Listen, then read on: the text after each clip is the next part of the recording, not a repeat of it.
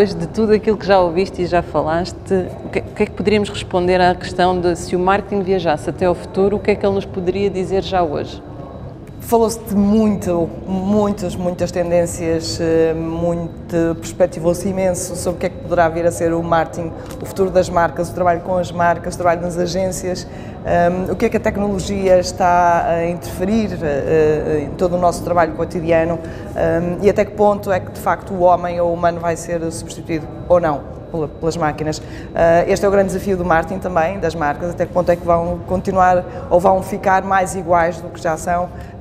e onde é que vai ficar a diferenciação. E é bom ter isto aqui num Sagres Campo Pequeno completamente cheio, tivemos que abrir as bancadas e é talvez a nossa maior conferência aqui hoje. Depois em outubro voltaremos ao Centro de Congressos de Estoril.